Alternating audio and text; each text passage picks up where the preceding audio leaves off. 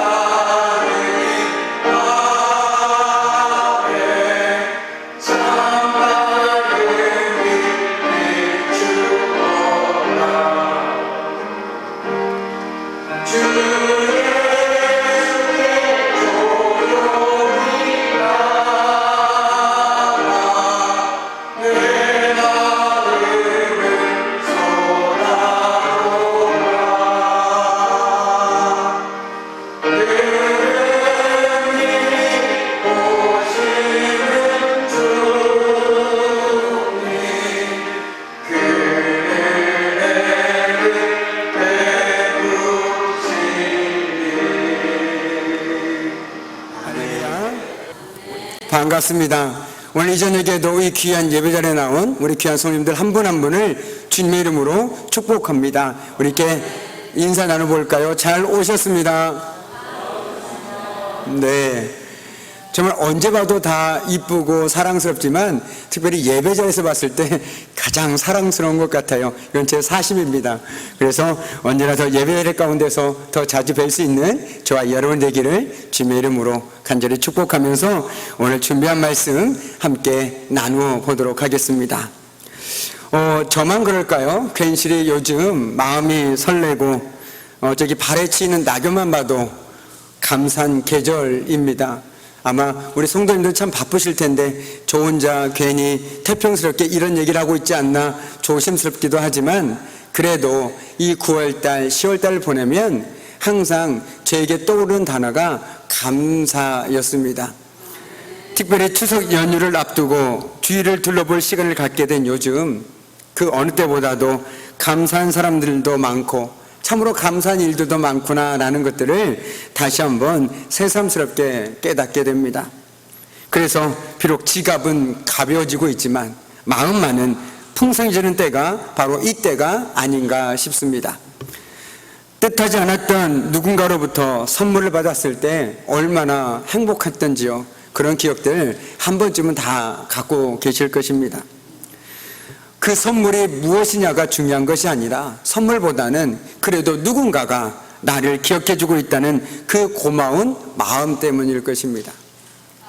우리가 올가을 그 고마운 분들을 기억하고 마음을 표현할 수 있으면 좋겠습니다. 꼭 선물이 아니어더라도 문자라든 전화를 하든 아니면 그 사람을 위해서 기도를 하든 다양한 방법으로 정말 그 고마운 사람들에게 우리의 마음을 표현할 수 있는 이 계절이 되었으면 좋겠다라는 생각이 듭니다. 그래서 그분들에게 이렇게 말해주었으면 좋겠습니다. 내가 당신을 잊지 않고 있다고 올 한 해도 정말 감사했다고 말이죠. 누군가에게 그런 말을 들은 적이 있습니다. 그는 이렇게 말했습니다. 나를 기억해 주지 않고 내 이름을 잊어버려도 괜찮다라고. 대신 내가 당신의 이름을 불러주고 기억해 주겠노라고 그는 말했습니다. 부끄럽지만 저도 동일한 마음으로 우리 귀한 성도님들 한 분 한 분을 바라봅니다. 저를 기억해 주지 않으셔도 됩니다. 제 이름 잊어버리셔도 됩니다. 제가 한 분 한 분의 이름을 불러주고 기억하도록 하겠습니다. 그 대신 우리 귀한 성도님들은 다른 분들의 이름을 기억해 주시고 그들 한 분 한 분을 품고 기도해 줄 수 있는 우리 귀한 성도님 되기를 주님의 이름으로 간절히 축복합니다. 아멘. 오늘 우리가 읽은 말씀을 통해서 우리는 하나님께서 여전히 이스라엘 백성들을 기억하고 있다는 것을 깨닫게 됩니다. 그들은 하나님을 잊었을지라도 하나님이 정말 그들을 잊어버린 게 아닐까라는 생각을 하고 있지만 하나님은 여전히 그들과 함께하고 계셨습니다.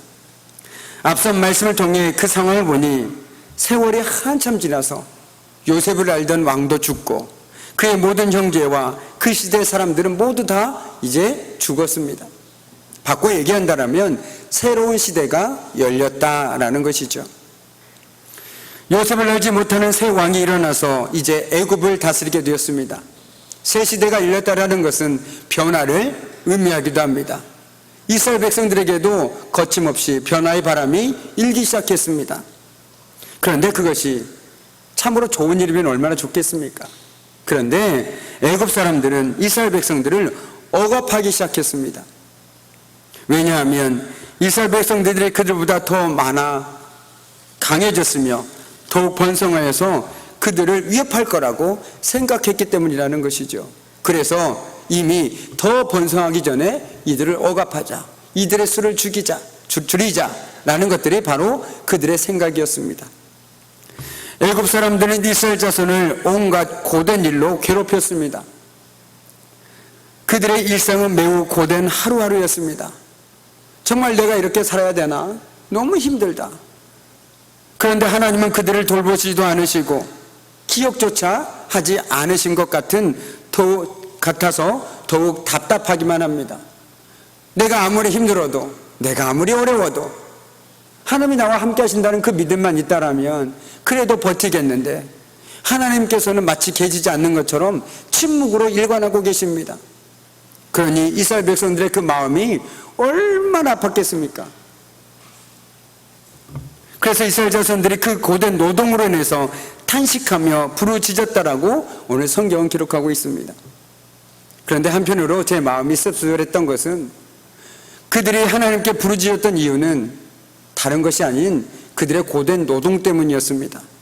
자기 살기 힘들다고, 하나님 나 죽겠습니다, 나 도저히 못 살겠습니다, 하나님이 도와주십시오, 이 이유 때문에 하나님께 부르짖고 있다라는 것이죠. 근데 정말 믿음이라는 것은 내가 어려울 때는 당연히 하나님의 도우심을 구해야 되는 거 맞죠. 그러나 내가 평안할 때조차도 그 하나님을 기억하고 살아가는 사람이 진짜 믿음의 사람이라는 것입니다. 그게 정말 저와 여러분의 믿음의 삶이 되어야 된다는 것이죠. 그래서 하나님의 은혜에 감사하며 또한 그 삶이 어려울 때도 하나님의 뜻을 구하고 하나님을 믿고 살아갈 수 있는 그 삶을 살아간다면 어떤 상황에서든지 저와 여러분은 다른 것은 다 놓치더라도, 건강을 잃어버리더라도, 사람을 다 떠나보내더라도 하나님만은 붙잡고 살아갈 수 있지 않겠습니까? 그런데 오늘 이스라엘 백성들은 어쨌든 그 고된 노동으로 인해서 자신들이 잊고 있었던 하나님을 떠올립니다. 그리고 하나님께 부르짖습니다. 도와달라고. 그런데 하나님의 침묵과 부재는 상당히 오랜 시간 동안 계속되었습니다. 그들은 깊이 고뇌하고 갈등했습니다. 하나님께서 상당히 오랫동안 그들의 부르짖음에 응답하지 않으셨기 때문에 그들은 갈등할 수밖에 없었습니다. 오늘 우리가 읽은 말씀에 이르기까지 하나님은 출애굽기 1장에서 잠깐 언급될 뿐 2장에서는 전혀 하나님이 언급되고 있지 않습니다. 이것이 의미하는 것은 숨어 계신 하나님, 침묵하신 하나님을 강조하고 있는 것입니다.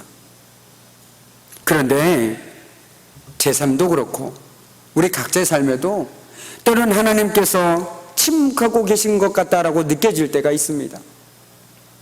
마치 하나님은 우리 삶에 전혀 관심이 없는 것 같습니다. 네가 어떻게 되든 나는 관심 없다. 네가 잘 살든 못 살든, 네가 아프든 건강하든 나는 관심이 없다. 네가 아무리 부르짖어도 나는 네 기도에 관심이 없다 라고 느껴지는 것 같은 그런 시간들을 우리는 살아가게 됩니다. 그때 우리는 그럼에도 불구하고 하나님을 더듬어 찾기 시작합니다. 과연 나의 하나님은 어디에 계시는 걸까? 나를 돌보기는 하시는 것일까? 하나님이 정말 계시다라면, 하나님이 정말 살아계시다라면 왜 내 삶에는 이런 일들이 자꾸만 일어나는 것일까? 이런 울부짖음이 우리의 삶에서 울려 퍼지게 됩니다. 피 맺힌 절기와 외침이 우리의 삶을 가득 채우게 됩니다. 우리 주변에도 하나님을 그렇게 신실하게 믿었건만 사랑하는 자녀를 잃고 하나님께 피 맺히게 울부짖는 사람을 만난 적이 있습니다. 하나님, 내가 뭘 그렇게 잘못했습니까? 왜 내 자녀를 하나님께서 데려가십니까? 차라리 저를 데려가시지. 그분이 3년 넘게, 3년이라는 긴 시간 동안에 하나님께 원망하고 불평하고 심지어 하나님을 저주했다고까지 그는 얘기했습니다. 근데 그 3년의 시간을 통해서 그는 오히려 하나님을 더욱더 의지하게 됐다라고 저한테 고백했던 그 경험이 저에겐 있습니다. 제가 그 말씀을 왜 드리냐면, 답답하시거든 하나님께 마음껏 마음을 있는 그대로 얘기하십시오. 하나님께 원망의 마음이 들거든 하나님 마음껏 원망하십시오. 그러나 정말 중요한 것은 우리의 속마음을 가둔 채, 감춘 채 그냥 대강 괜찮다라는 식으로 기도하지 마시기 바랍니다. 하나님께서는 우리가 이야기하지 않아도 우리의 속마음을 다 알고 계시지 않습니까? 내가 겉은 괜찮은 척, 아프지 않은 척 하나님 감사합니다 라고 한다고 해서 하나님께서 그 감사를 받아주실까요? 아닙니다. 하나님, 저는 감사할 수가 없습니다. 왜 내 삶에 이런 일이 일어나는지 저는 납득할 수가 없습니다. 하나님, 저에게 그 납득을 좀 시켜주십시오. 저는 하나님을 믿고 싶은데 자꾸만 이것이 걸림돌이 되어서 하나님부터 멀어지려고만 하고 합니다. 하나님, 나 하나님 믿고 싶습니다. 이것들 나에게 이해시켜 주십시오. 이렇게 기도하고 부르짖는 것이 진정 바른 믿음의 기도라는 것이죠. 하나님 괜찮습니다. 하나님께서 더 좋은 것으로 예비하신 줄 믿습니다. 그것은 자칫 잘못하면요, 자기 최면일 수도 있다라는 거예요. 아픈데 아프지 않은 척, 괜찮은 척, 그렇게 생각할 수 있다라는 것입니다. 하나님은 언제나 우리에게 있는 그대로 나오라고 얘기하십니다. 솔직하게 있는 그대로 너의 마음을 나에게 줘라. 하나님께서는 그렇게 말씀하고 계시다라는 것이죠. 자, 우리는 하나님의 침묵에 괴로워하던 욥을 잘 알고 있습니다. 고난하면 욥, 이렇게 떠오르게 되는 것이죠. 고통 가운데 처한 그에게 하나님은 철저하게 침묵하고 계시고 외면하고 계시는 것 같았습니다. 그러나 욥의 고난의 그 한복판에 하나님께서는 함께하고 계셨습니다. 비록 지금 당장은 이해할 수 없고 내가 받아들일 수는 없지만 하나님은 우리를 기억하고 계십니다. 나는 하나님을 잊을지언정 하나님은 언제나 우리를 기억하고 계시다라는 거예요. 얄팍한 내 느낌과 감정에 내 신앙을 올려놓지 마시기 바랍니다. 하나님이 내 기도에 응답하지 않으시는 것 같아 라는 그 내 얄팍한 감정과 내 마음, 내 느낌에 내 신앙을 올려놓지 마십시오. 오히려 하나님의 약속의 말씀에 우리 신앙을 올려놓아야 되는 것입니다. 마치 반석 위에 집을 지은 지혜로운 사람처럼 말이죠. 저와 여러분이 모래 위에 집을 지은 어리석은 사람이 되어서는 결코 안 되겠습니다. 바꿔 얘기한다면 우리가 신앙생활 하다 보면 내 느낌에 사로잡힐 때가 있습니다. 내 생각에 사로잡힐 때가 있습니다. 거기에 우리 신앙을 올려놓지 말라는 거예요. 내 믿음을 거기에 의지하지 말라는 것입니다. 내 믿음은요, 하나님 말씀에 따라서 좌지우지되어야 하는 것이지 내 느낌, 내 생각, 내 감정에 따라서 좌지우지되어서는 결코 안 된다는 것입니다. 그렇게 될 때 우리는 마치 어떤 신앙을 하게 되냐면 롤러코스터처럼 좋았다가 나빴다가 좋았다가 나빴다가, 근데 그것이 왜 그러냐면 내 감정이 좋았다가 나빴다가 좋았다가 나빴다가, 그러니까 내 믿음도 같이 심하게 요동치는 것입니다. 그런데 우리 믿음은요, 하나님의 약속의 말씀 위에 든든하게 올려놓아야 되는 것입니다. 그래야만 어떤 상황 속에서도 하나님을 찾고 의지할 수 있고 기도할 수 있는 것이지, 내 감정에 올려놓으면 내 기분이 안 좋으면 아우 기도할 맛이 안 나. 기도해서 뭐해? 아우 너무 힘들어서 기도 못할 것 같아. 기도가 막히는 것 같아. 이거 다 자기 생각 아닙니까? 그런데 정말 하나님의 약속의 말씀을 뭐라고 얘기합니까? 부르짖으라라고 얘기하고 있습니다. 내가 하나님의 약속의 말씀을 붙들고 기도한다면 네 입을 크게 벌려라라고 얘기하지 않으십니까? 그렇다면 저는 오히려 그 상황 가운데 제 입을 더 크게 벌릴 것입니다. 하나님 너무 힘듭니다. 그런데 하나님께 더 입 크게 벌려서 기도하렵니다. 이것이 바로 반석에 집을 지은 사람처럼 하나님의 약속의 말씀에 자신의 신앙을 올려놓고 살아가는 사람입니다. 그러나 반대로 내 감정에, 내 느낌에, 내 생각에 신앙을 올려놓으면요, 그 사람은 늘 변덕이 심합니다. 어느 때는 신앙이 정말 좋은 것 같았다가 어쩔 때는 정말 저 사람 믿음이 있던 사람이야? 교회 다녔던 사람이야? 이런 생각이 저절로 들게 된다는 것이죠. 왜요? 내 느낌과 내 생각을 하나님의 말씀보다 더 신뢰하기 때문에. 절대 그래서는 안 됩니다. 그래서 우리가 예배의 자리에 말씀을 늘 가까이 해야 하는 이유가 바로 거기에 있다는 것입니다. 말씀을 들으면 들을수록 하나님을 알게 되죠. 그리고 내가 어떻게 살아야 하는지도 알게 된다는 것입니다. 오늘 하나님은 분명하게 말씀하십니다. 내가 내 이름을 내 손바닥에 새겼다. 지울래야 지울 수 없는 소중한 나의 자녀라는 것입니다. 이사야 선지자의 고백에 따르면 비록 어머니가 자식을 잊을지언정 나는 절대로 너를 잊지 않겠다라고 말씀하십니다. 어떻게 어머니가 자녀를 잊겠습니까? 결코 잊을 수 없습니다. 그런데 하나님은 그보다 더 우리를 사랑하시기에 결코 우리를 잊을 수 없다라는 것입니다.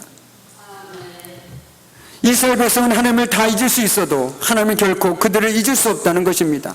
그리고 그 증표로 언약을 세워주신 것이죠. 내가 너희를 사랑하는 그 증표로 너희들과 언약을 세워주신 것입니다. 오늘로 말하면 우리에게 말씀을 통해서 우리와 약속하셨다라는 것이죠. 그것이 내가 너희를 사랑하는 증표다라는 것입니다. 하나님은 당신의 언약을 잊거나 자기 백성을 버리신 것이 아니었습니다. 오늘 말씀에 보면 하나님이 그들의 고통 소리를 들으시고 그의 언약을 기억하사 그들을 돌보셨다라고 말씀하고 있습니다. 이것은 하나님께서 그들을 까맣게 잊고 있다가 맞다, 이스라엘 백성들이 있었지, 이게 아니라는 거예요. 그 백성들을 항상 지켜보고 그들의 고통을 아시고 염두에 두고 있었다라는 것입니다. 늘 마음속에 자리 잡고 있었다라는 것이죠. 마치 우리 부모님들이 자녀들을 늘 직접적으로 말은 하진 않지만 마음 한쪽에 늘 자녀들이 자리 잡고 있지 않습니까? 그 마음처럼 하나님께서 늘 그 마음속에 우리를 품고 계시다라는 거예요. 기억하고 계시다라는 것입니다. 그리고 오늘 말씀의 클라이막스가 바로 이스라엘 백성들이 그 오랜 침묵을 깨고 드디어 하나님께 소리를 질러 기도하고 있다는 점입니다. 더 이상 결들 수 없는 극한 지점에 이르게 되자 그들은 기도했습니다. 하나님은 그런 절규에 대해서 가만히 계신 분이 결코 아니십니다. 4번에 걸친 그들의 반복적인 부르짖음에 대해 하나님께서 역시 응답하고 계십니다. 오늘 말씀을 히브리어 성경으로 보면 이렇게 되어 있습니다. 하나님은 그들의 고통을 소리를 들으셨다. 하나님은 아브라함과 이삭과 야곱의 세운 언약을 기억하셨다. 하나님은 이스라엘 백성을 보셨다. 하나님은 그들의 처지를 생각하셨다라고 말입니다. 동일하게 하나님께서는 저희들의 모든 상을 알고 계십니다. 저희들의 부르짖음을 들으시고 저희들의 모든 상을 보시고 아시고 오늘도 그 크신 은혜로 돌보고 계심을 믿습니다. 그래서 아까 찬양했던 것처럼 우리 모든 발걸음마다 예수님께서 인도하셨다라고 고백할 수 있는 이유도 바로 여기에 있다라는 것이죠. 나는 하나님을 잊을지언정 하나님께서는 모든 순간마다 내가 기도할 때마다 내 간구를 들으셨고 내 모든 상황과 처지를 보셨고 아셨고 그렇게 그 누구보다도 내 기도와 간구 가운데 응답해 주시는 분이시라는 것이죠. 하나님께서는 이처럼 그의 언약을 확실히 이루어 주시는 신실하신 분이십니다. 특별히 여기에서 기억하다라는 말은 항상 잊지 않고 있다, 항상 생각하고 있다라는 것입니다. 이처럼 하나님은 한 번 택한 자는 어떤 경우에도 버리거나 잊지 않으십니다. 설령 우리가 하나님을 잊는다 할지라도 내가 하나님을 잊었다라고 생각하는 그 순간이라도 우리를 잊지 않으시고 우리를 지켜보시고 우리 가운데 당신의 뜻을 이뤄가고 계시다라는 것이죠. 출애굽기 3장 7절 말씀입니다. 여호와께서 이르시되 내가 애굽에 있는 내 백성의 고통을 분명히 보고 그들의 감독자로 말미암아 부르짖음을 듣고 그 근심을 알고. 아멘. 하나님은 그들의 고통받는 현실을 다 지켜보고 계셨습니다. 실로 하나님은 고통받는 이스라엘의 뼈아픈 현실을 일일이 보고 계셨고 그들의 탄식과 간과한 소리를 다 듣고 계셨으며 그 모든 아픔을 익히 알고 계셨습니다. 이러한 표현은 하나님께서 이스라엘에 대해서 얼마나 깊은 관심과 애정을 갖고 있는지 잘 보여주고 있습니다. 이처럼 하나님께서는 언제나 당신의 택한 백성의 고통과 비참한 현실을 세밀한 관심과 사랑으로 지켜봐 주십니다. 그리고 그들이 그 고통을 도저히 견디지 못하여 부르짖으면 외면하지 않고 들어주시는 분이십니다. 오늘 이제 말씀을 마무리 짓도록 하겠습니다. 오늘 우리 하나님께서는 고통 가운데 있는 이스라엘 백성들의 소리를 들으시고 기억하셨습니다. 그리고 그 약속을 신실하게 이루어 가셨습니다. 그 하나님은 우리의 뼈아픈 현실을 일일이 보고 계시고 우리의 탄식과 간구하는 소리를 다 듣고 계시며 그 모든 아픔을 익히 알고 계십니다. 이것을 우리가 믿음으로 받아들이게 될 때 지금 우리가 어떤 상황에 있느냐는 중요하지 않습니다. 그보다 더 중요한 것은 과연 우리가 하나님을 어떤 상황 속에서도 신뢰할 수 있느냐라는 것이죠. 그리고 그분을 기대하며 기다릴 수 있느냐 하는 것입니다. 그러므로 언제 어떤 상황에서도 하나님에 대한 신뢰와 믿음을 잃지 않아야 하겠습니다.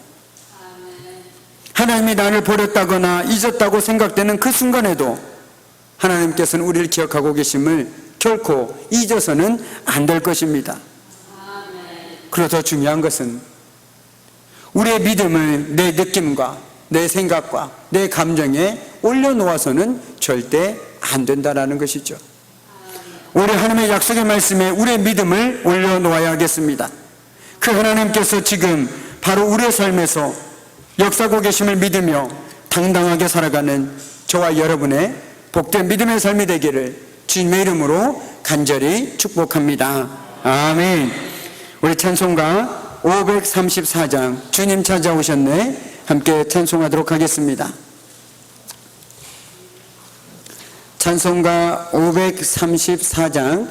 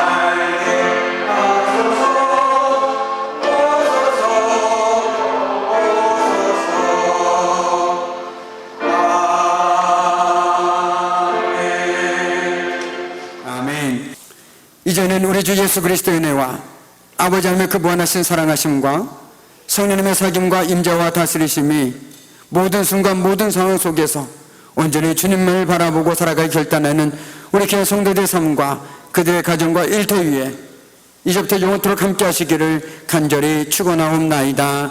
아멘.